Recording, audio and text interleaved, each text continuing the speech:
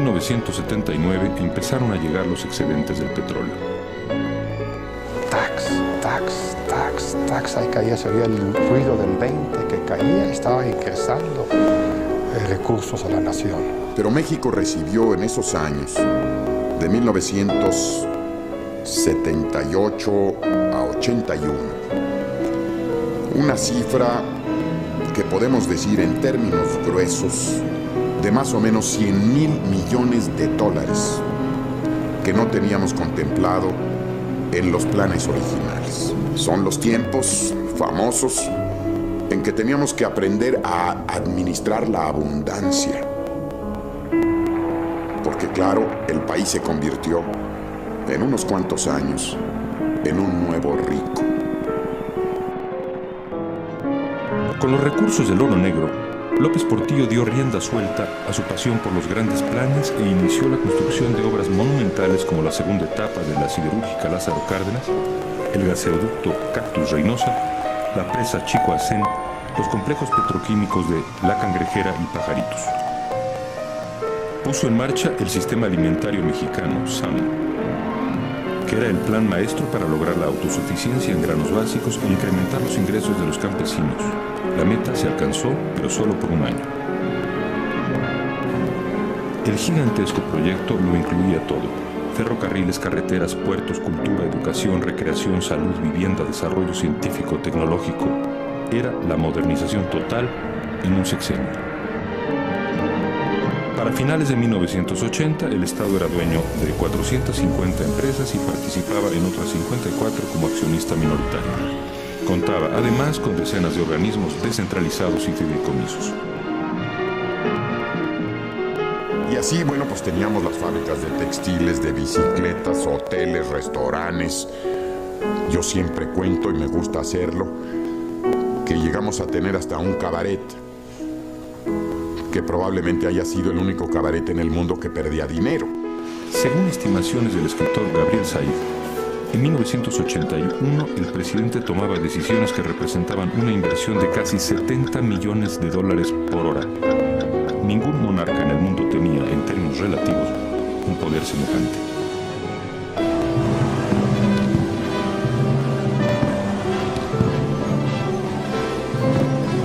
Una suerte de faraonismo petrolero cundió también en el sector privado.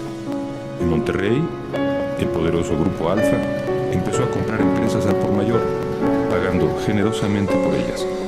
Lo mismo adquiría fábricas de cuchillos o plásticos que empacadoras.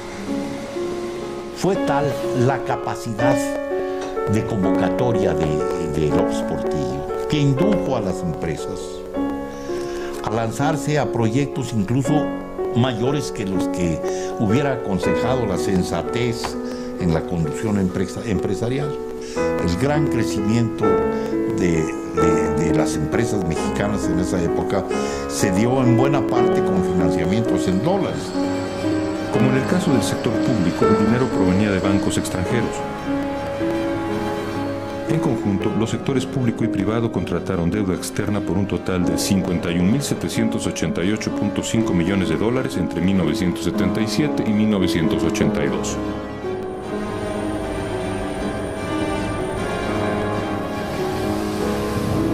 En aquel concierto de megalomanía se escucharon las voces disonantes de dos ingenieros, Eberto Castillo y Gabriel Said, que alertaban a la opinión pública contra la precipitación y el despilfarro y proponían, cada uno a su manera, un cambio radical en la política económica. Advirtieron también sobre la fragilidad de un edificio construido a partir de un ladrillo solitario, tan inadvertido que nadie hablaba de él: el precio del barril de petróleo. Como presidente, López Portillo apostó el desarrollo de México al boom petrolero y eligió financiarse con deuda externa. De pronto, a finales de 1980, llegaron malas noticias. Las tasas de interés internacionales subieron del 6 al 20% y automáticamente la deuda externa mexicana se elevó en más de 34,000 millones de dólares. De inmediato se alzaron las voces exigiendo ajustes en la política económica. El presidente se negó terminantemente, creyéndose aún cobijado por el petróleo. pero la cuenta regresiva para López Portillo había comenzado en todos los frentes. En el año de 1981 el mercado petrolero mundial sufre un cambio de fondo. Empieza a generarse una sobreoferta. Los grandes países consumidores, Estados Unidos, Japón, Europa Occidental, adoptan una serie de medidas para ahorrar energía. Entonces, por un lado tenemos una oferta creciendo y una demanda que va bajando. Eso conduce a que el mes de junio de 1981 se inicia el descenso en el precio internacional del petróleo. Un movimiento brusco, violento de los árabes. Estábamos nosotros vendiendo por medio de $36 por barril y ofrecieron un descuento de $4 el barril. Era un poco más del 10%. Bueno, era el primer indicio de que ya no era un mercado de vendedores, que ya estaba transformándose en un mercado de compradores. Había que reconocerlo. Cuando el 1 de junio, Díaz Serrano anunció su decisión de bajar $4 por barril los crudos mexicanos, López Portillo decidió enviarlo como embajador a la Unión Soviética y nombró a Rodolfo Moctezuma nuevo director de Pemex. Enseguida, ordenó subir $2 el precio del barril y, encolerizado, les advirtió a los clientes que si no compraban ahora su petróleo, en el futuro México no les vendería.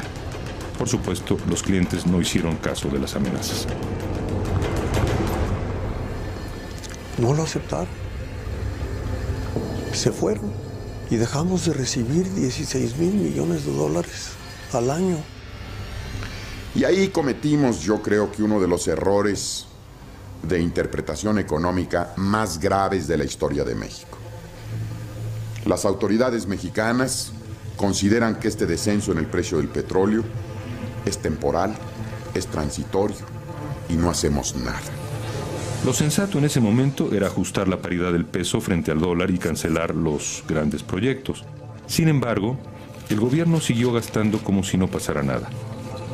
López Portillo, como apuntaría en un ensayo meses después Gabriel Said, seguiría apostando, esta vez a favor de su peso, aunque para ello tuviera que empeñar al país entero.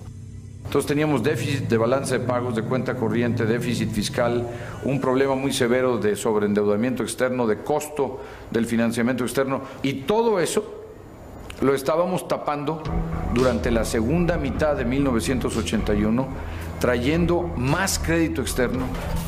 Ya para entonces la desconfianza en la economía mexicana había cundido y dio inicio a una masiva fuga de capitales.